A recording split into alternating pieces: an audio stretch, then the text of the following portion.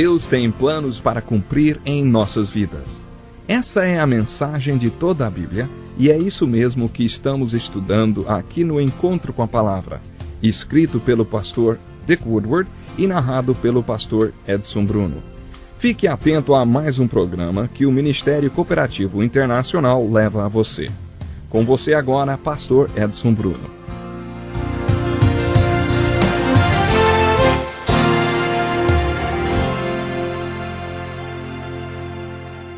Bem-vindo a mais um programa Encontro com a Palavra, um curso dedicado a ajudar no seu estudo da Bíblia, examinando um livro por vez.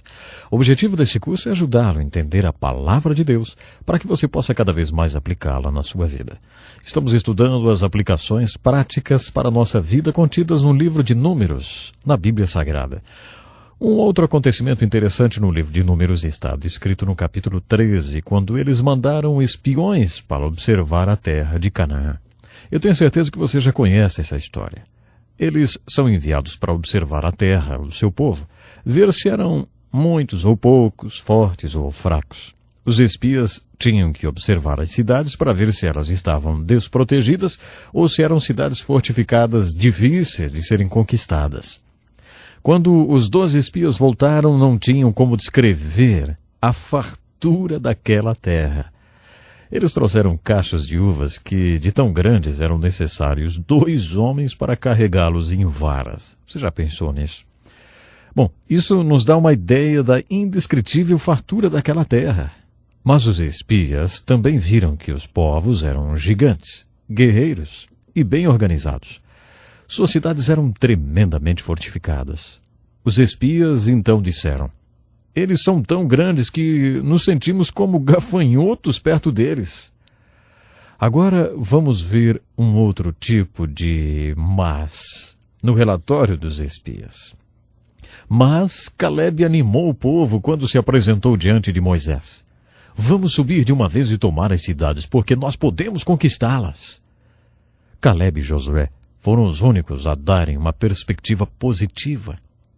Todos os outros espias foram negativos em seus relatórios. Deus fica tão impressionado com isso, e eu acho muito interessante que o livro de Números nos apresenta exatamente isso. E o livro de Números nos mostra que o Senhor fica disposto a trocar tudo mesmo. Um povo de mais ou menos 2 ou 3 milhões de pessoas, ele troca por apenas 2 homens. Ele diz: todos vocês morrerão no deserto, todos vocês. Mas esses 2 homens, Calebe e Josué, eu levarei comigo para a terra prometida, porque eles seguiram e creram em mim. Isso é incrível. Um dos maiores personagens das Escrituras em termos de fé é esse homem simples chamado Calebe. A história continua de uma maneira muito interessante. Em Josué 14, 45 anos depois, quando o povo já tinha atravessado o Jordão e entrado em Canaã, chegam à cidade de Hebrom. Quando Calebe trabalhou como um dos 12 espias, ele foi até lá. Ele viu a cidade e achou que aquela era a mais linda que ele já tinha visto. Ele ficou muito animado com a cidade e acreditou que Deus lhe daria capacidade de conquistá-la. Quando relatou isso para Moisés, Moisés lhe disse: Calebe, quando finalmente nós entrarmos lá, você terá a cidade de Hebrom. Ela será toda sua. Depois de andar durante 40 anos no deserto, Calebe marcha diante de Josué e diz: Ei, você se lembra o que Moisés nos falou quando apresentamos o relatório para ele? Eu já tinha andado 40 anos no deserto e estava em Canaã havia 5 anos. Eu tinha 40 anos quando Moisés me fez aquela promessa. Agora eu tenho 85 anos. Mas eu vou dizer uma coisa. Tenho a mesma força que tinha aos 40. Ainda sou capaz de ir até lá, entrar na cidade, e Deus irá comigo e poderei conquistar a cidade de Hebrom. Dê-me Hebrom. Então Josué deu a cidade de Hebrom a Calebe e ele a conquistou. Você está vendo? Calebe é um bonito personagem. Quando aquele povo estava no deserto lamentando, chorando e reclamando tanto que Deus teve que mandar serpentes para picá-los, Calebe agiu diferente porque tinha os olhos focados na terra prometida. Se perguntassem a Calebe o que ele achou do deserto, ele diria: eu me lembro daquelas uvas lá de Hebrom.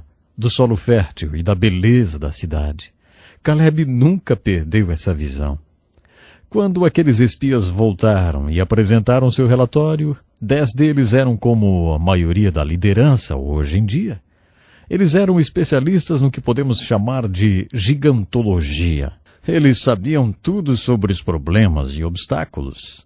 Sabe, geralmente quando você apresenta um projeto que necessita de muita fé para ser conduzido, é essa a reação que vemos.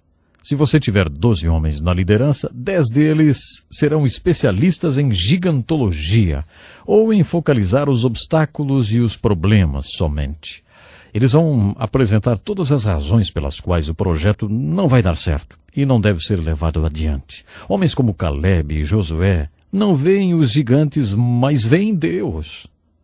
É claro que eles veem os gigantes, eles veem os problemas, claro, mas eles estão sempre vendo Deus. Os problemas são grandes, mas o Deus deles é maior. Homens com essa visão são raros, mas extremamente valiosos. Acho interessante que no livro de Números de toda uma geração, Deus leve apenas esses 2 homens para a terra prometida, homens que tiveram uma fé tremenda. Outro incidente muito interessante no livro de Números está no capítulo 21, onde vemos que o povo reclamou tanto que Deus enviou serpentes para picá-los. Muitos pastores gostariam de ter um barril cheio de serpentes para soltá-las na congregação de reclamões. Isso mostra o quanto Deus odeia a reclamação e a lamentação.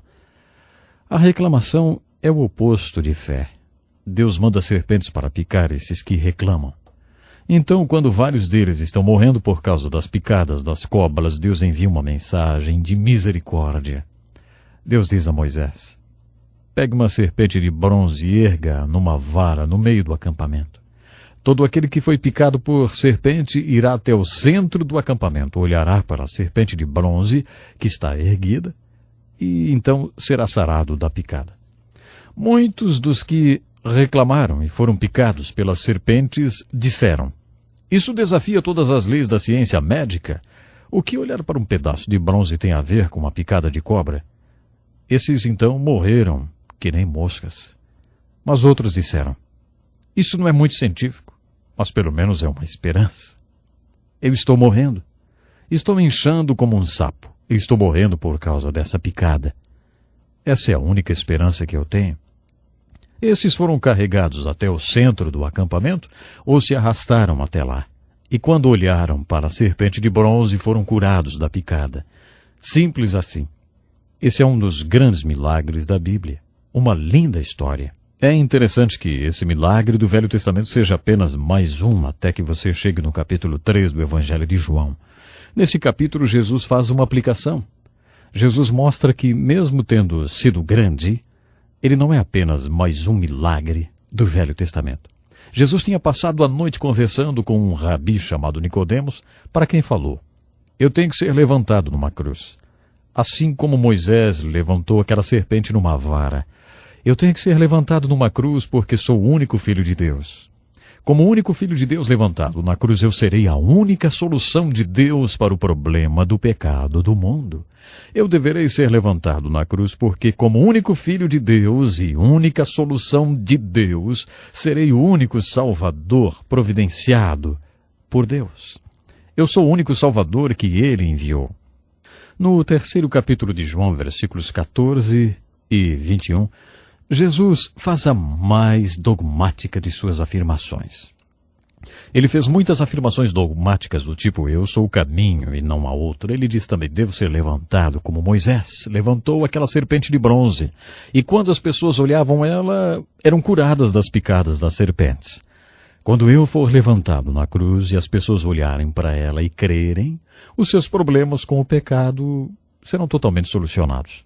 A cruz é a única solução de Deus para o problema do pecado, e isso faz de mim o único Salvador providenciado por Deus, diz Jesus. Essa é uma das mais lindas ilustrações do Novo Testamento sobre o que significa crer no Evangelho de Jesus Cristo. Nessa afirmação, Jesus nos declara quem Ele era, o que Ele era e por que Ele estava no mundo. Jesus era o único Filho de Deus, a única solução de Deus, o único Salvador providenciado por Deus. Jesus fez a ligação entre o milagre do Velho Testamento e todo o ensino. O milagre da serpente de bronze no livro de Números, além de ser grande, é também mais uma das alegorias de Jesus Cristo. Muitas pessoas referem-se a essas alegorias como tipos de Cristo. A palavra tipo vem do grego tupos. Um tupos é um pequeno objeto de estudo.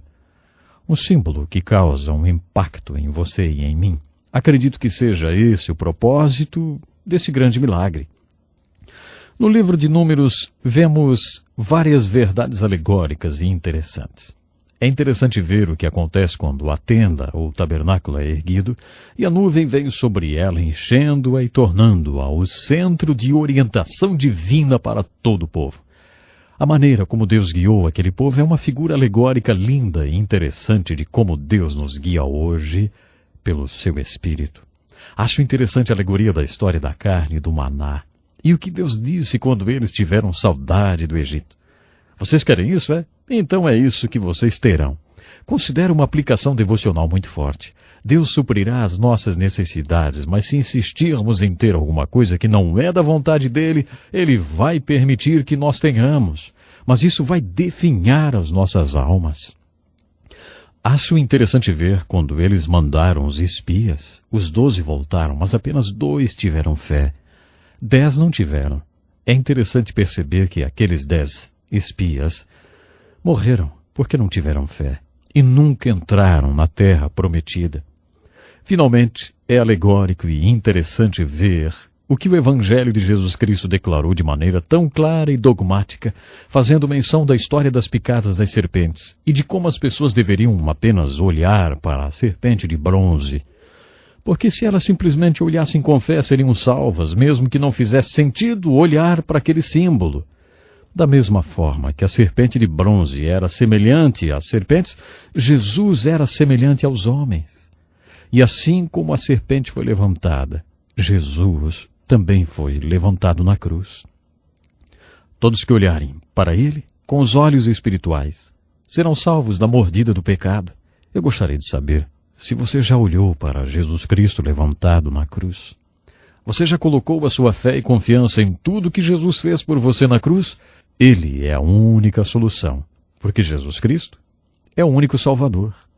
Ele quer ser o seu Salvador. Se você nunca tomou esse passo de fé, então faça isso hoje. Inclusive, você pode entrar em contato conosco. Temos literatura que explica como você pode tomar esse passo de fé na sua vida e ter certeza do seu destino eterno. Por hoje é só, nosso tempo já se foi. Então, até o nosso próximo programa. Que lição importantíssima. Obrigado, pastor Edson Bruno. Prezado ouvinte, coloque em prática o que você ouviu aqui. Sem dúvida, sua vida será grandemente abençoada. Este é um estudo escrito pelo Dr. Dick Woodward, na voz do pastor Edson Bruno. Escreva-nos e solicite o material. Nosso endereço é Encontro com a Palavra, Caixa Postal 2011, CEP 89201-970, Joinville, Santa Catarina. Até o nosso próximo Encontro com a Palavra.